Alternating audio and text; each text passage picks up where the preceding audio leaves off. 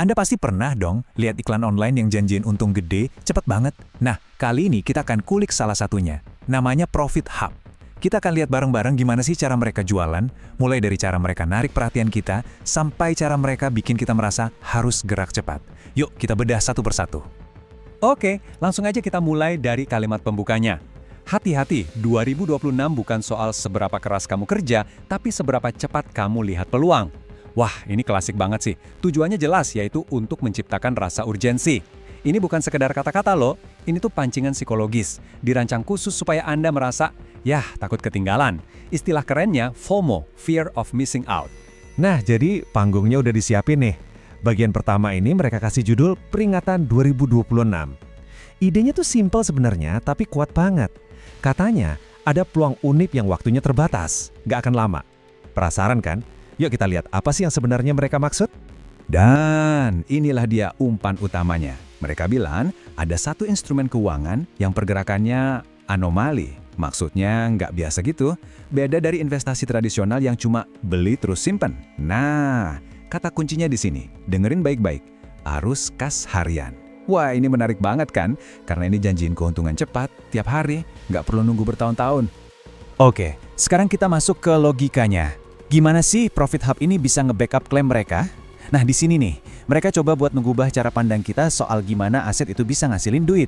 Inilah yang mereka sebut sebagai paradigma arus kas. Caranya gini, mereka mulai dengan masalah yang kita semua lagi rasain banget sekarang, inflasi. Mereka bilang kalau kita cuma nyimpan uang tunai, itu udah pasti rugi. Nah loh, kalimat ini tuh langsung kena ke ketakutan kita semua kan? Taktik kayak gini efektif banget buat bikin kita ngerasa, wah butuh solusi nih, sekarang juga. Terus, buat nunjukin kalau solusi mereka itu yang paling pas, Profit Hub ngasih kita dua perbandingan.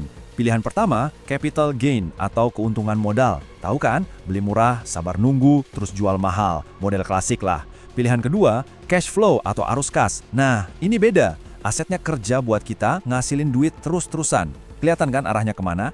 Jelas, cerita ini dibangun supaya kita mikir, oh cash flow ini lebih cerdas, lebih cepat. Oke, jadi kita udah lihat ya, masalahnya udah ditunjukin, yaitu inflasi. Terus solusinya juga udah digiring ke paradigma arus kas. Sekarang saatnya Profit Hub ngebuka kartu mereka, ngungkapin apa yang mereka sebut tambang emas digital. Pertanyaannya sekarang, emang di mana sih tambang emas ini? Nah, perhatiin deh tekniknya. Sebelum mereka kasih jawaban, mereka justru lempar pertanyaan gede dulu. Jadi, instrumen digital anomali ini sebenarnya apa? Ini cara klasik banget buat ngebangun suspense. Bikin kita sebagai penonton jadi makin penasaran dan nunggu-nunggu rahasia apa sih yang bakal diungkap. Dan inilah dia jawabannya. Peluang itu, kata mereka, ada di dua tempat spesifik. Yang pertama, digitalisasi komoditas. Dan yang kedua, trading di indeks teknologi Nasdaq yang pergerakannya lagi naik turun banget. Katanya sih, disitulah letak anomali yang mereka maksud. Tapi nggak berhenti di situ, fokusnya dibikin lebih tajam lagi.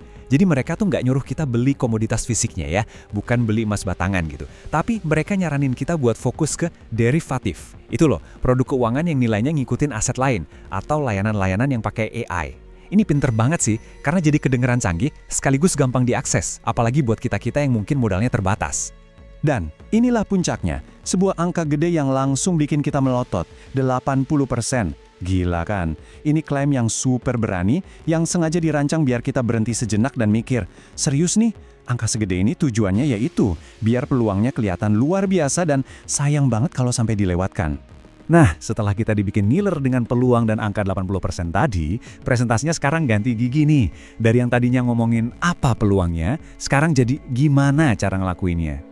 Mereka ngasih kita buku panduan eksekusi, sebuah rencana 3 langkah simple yang bikin semua janji tadi itu kayaknya nyata dan bisa kita lakuin sekarang juga. Dan rencananya ini sengaja dibikin kedengaran gampang banget. Langkah pertama, katanya pakai platform yang terregulasi. Kenapa? Ya biar kita merasa aman. Langkah kedua, pakai alat analisis kayak software gitu, biar kelihatan profesional dan berbasis data. Dan yang ketiga, kelola risiko. Mulailah dengan modal kecil yang kita siap kalaupun hilang. Dengan ngasih langkah-langkah yang kelihatan jelas begini, ide yang tadinya abstrak dan mungkin agak nakutin, tiba-tiba jadi terasa lebih aman dan bisa dicoba nih. Akhirnya kita sampai ke bagian filosofinya. Jadi ini bukan cuma soal apa yang harus dilakuin, tapi lebih ke gimana cara kita mikir.